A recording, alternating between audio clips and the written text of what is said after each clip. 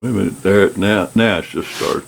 And Brother Doug, and he just brought out a fine old Winchester 30-30.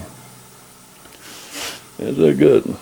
That a good friend who's long since deceased gave this to Doug. It's a nice little rifle. Winchester 30-30.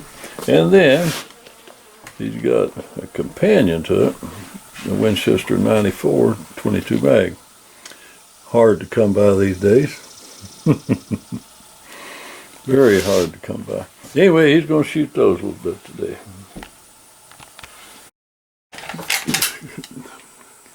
Anyway, Doug's got to, he's going to have to shoot this thing. I didn't have the recorder on a minute ago, and we were looking at a couple of different things. And among them is what it is. You can see the patina on it. WCF, and it says especially for smokeless powder. So you know it's, I mean, I give you a clue, it's got some age on it. It's an old gun. Now turn it, show it back up here, Doug, where it had been. This thing had been a full-length magazine tube. But somebody had decided they didn't want that for whatever reason and shortened the magazine, put a short magazine on it, which a lot of people consider that a flaw. I think it's neat. I think it's pretty doggone neat. It helps make it more one of a kind. Anyway, Doug's going to shoot it, and the only thing wrong with it is Doug ain't took a deer with it yet. He's had it a few years. He's going to have to remedy that situation. If nothing else, get you a doe when it walks up and sticks its head in your blind. Made in 1912. Mm-hmm. The year our dad was born.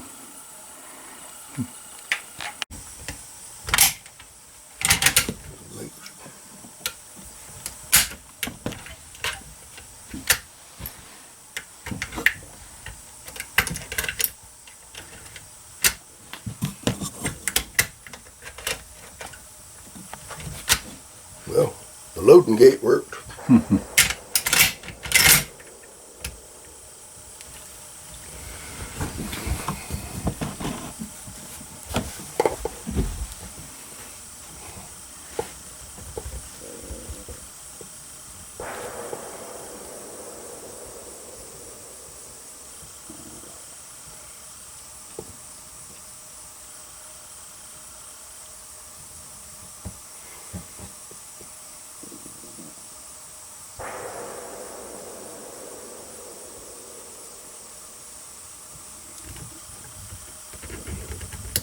Hard to get used to that sight. Yeah.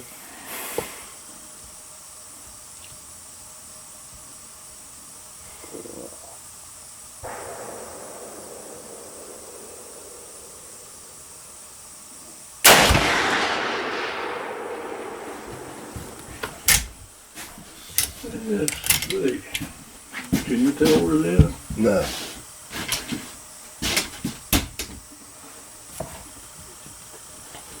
Let me find it here.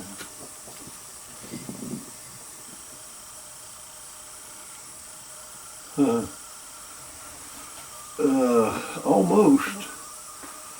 Right, correct, left and right, and it's about probably 2 or 3 inches, almost up in the halfway, a little over halfway from the bottom to the center. With the black? Yeah. Pretty close, actually.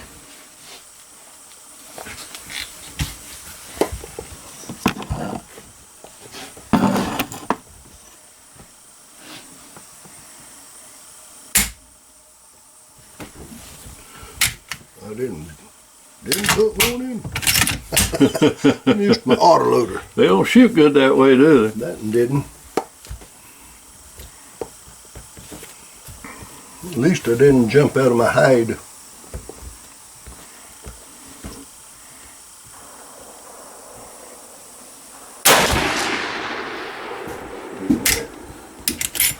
See where that one went. I don't know. This thing got a lot of rifling in it. That one, Doug, is about 1 inch above that 6 o'clock. 6 o'clock, 1 inch above the, the 6 o'clock hole. Mm-hmm. Just 1 inch up. And where's the other one? Almost halfway to the center.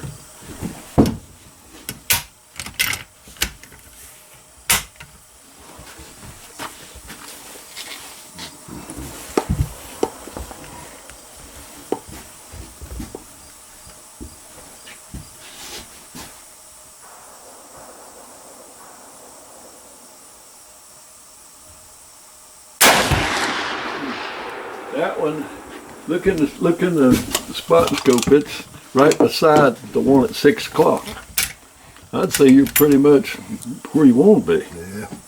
I used to go beating and banging. I'm sure I've done that back 20 years ago, a little bit from then, Frank. But we met down at the burger bar early a Saturday morning. Oh no, it was a Saturday. A burger bar for breakfast. I've even got pictures of us sitting in there eating before we went out there. Mm-hmm.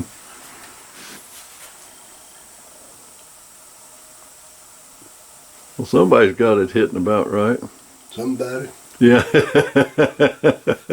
gonna shoot one more. Just hey. Yeah, probably you. Take I'm sure you got it just shooting right for you. Frank didn't. I'm gonna shoot 150 grams. I'm sure you know exactly where them are. 150. Just for curiosities. All right, I know which one's which.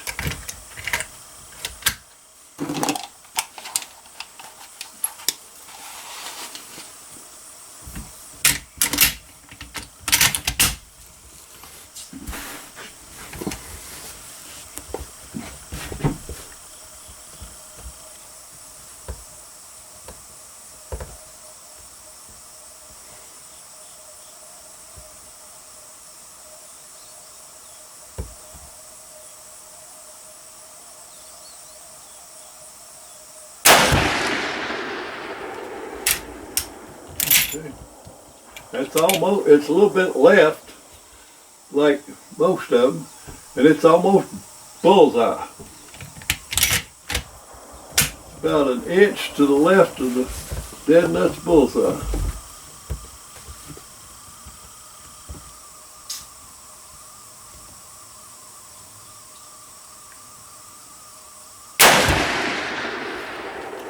And that was just below it.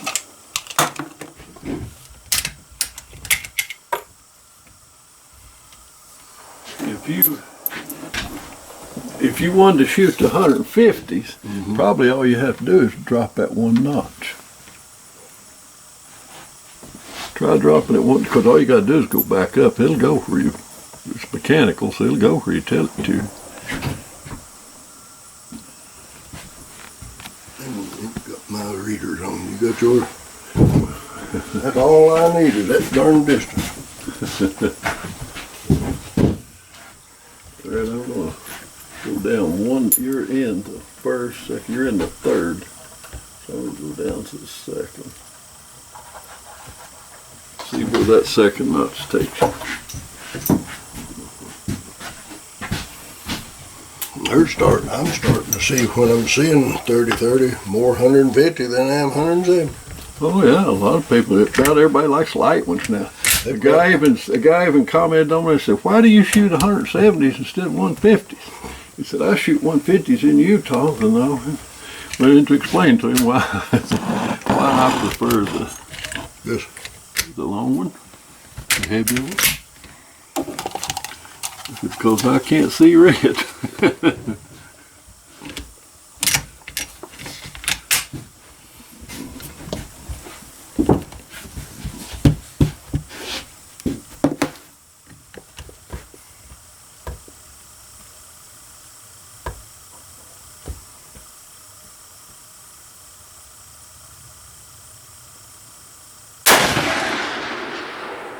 Fire another one. Shoot another one. You're about 2 inches high. It's good. That's a good zero. Shoot one more. It definitely brought you down.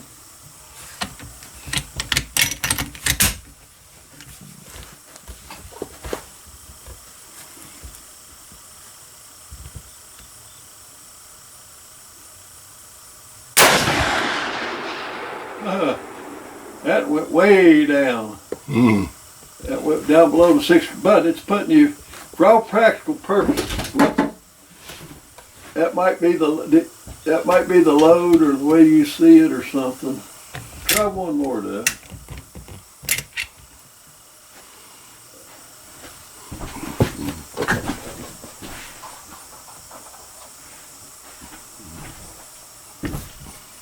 If I went halfway between those two bullets, you'd have the exact same zeros you had with the other one.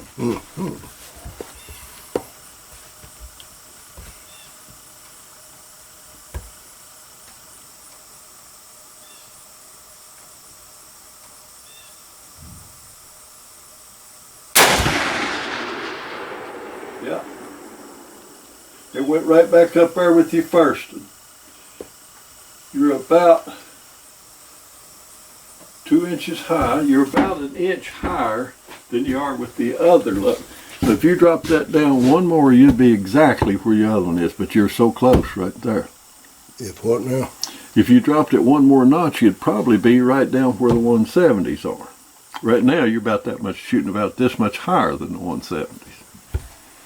Well, put him down and let's look. That would be a good compromise to have them both somewhere in the vicinity. But right now, they're hitting pretty dang close to each other, but my guess is this will go right down.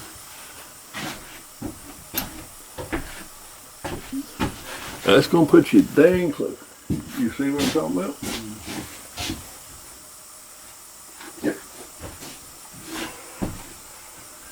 Right close.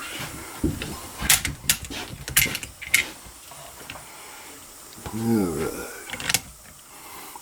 Get a 150. Okay, if you look in here, the two lowest ones that's in the black, the two lowest ones in the black are 170s, and they're one's pretty much centered and slightly left. The two right above it, that's one stacked above the other, is this 150s. Look in there and you'll see what I'm talking about. The two horizontal ones, low. The two side by side low, are you 170s. The two just above it, vertically, are the 150s. And the one down in the white's the 150. Alright. We'll shoot a 150 and then a 170 after it. So it'd be nice to know if you're shooting one, all you got to do is go up or down 2 notches, or 1 or 2 notches. 150.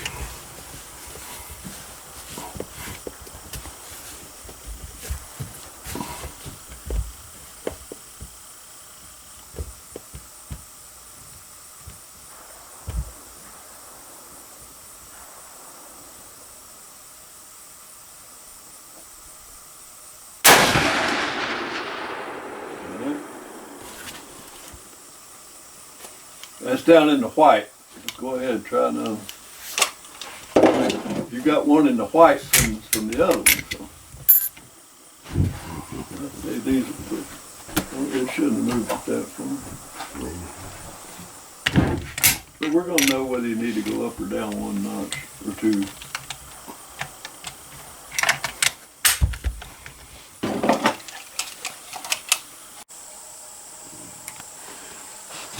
Now we just got through loading up the 22. What?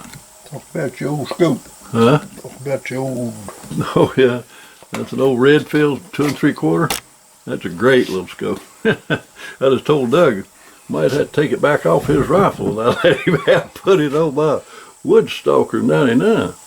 No, it looks good on that little rifle. Now tell them what I said. Tell them what I said. You said that'll be the day. No. That'll be the day. He said I'll pull it right off. No, you don't either. It's good to have a good brother. Doug lost his earmuff and couldn't find him. You know where we found him? On me, I had 2 pair of them. And one around my neck and one over here. Here comes the little 22 mag.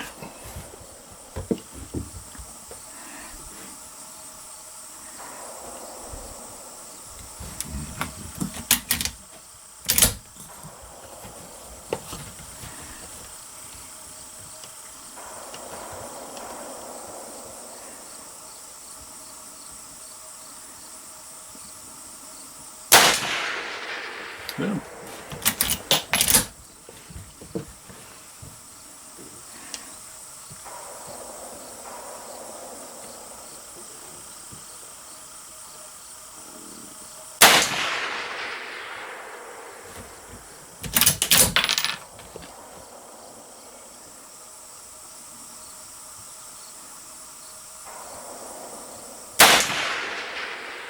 Anybody that don't like shoot 22s and 22 mags, something's wrong with them, man. They're just plain old fun to shoot. Something real wrong with them. I shot at the center orange target.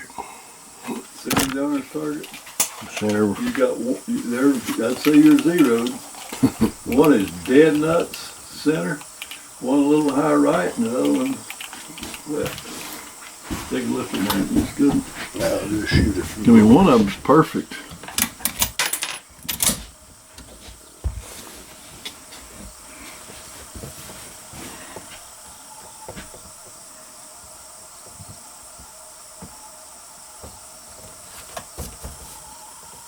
That bag does feel better.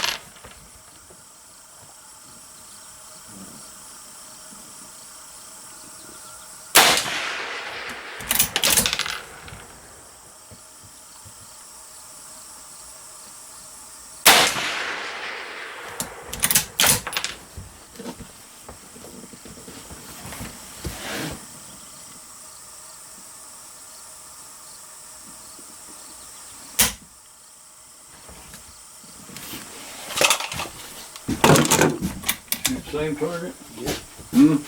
Yeah. Well, it's pretty much wearing it out. Real good. All of them's in it, except for two, and they're touching at 9 o'clock. Barely touching the corners.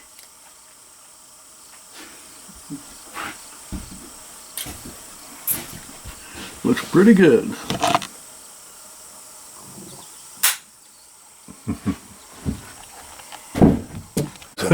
Yeah, it's Feel it? oh yeah. That's very similar to what the 73s and 92s and all that were. But even there, even on the old one, they cock on the throw, on the out instead of coming back. Even on those, it tends to pull it away from your shoulder. The 99, on the other hand, cocks on the close. Don't pull a gun away from your shoulder.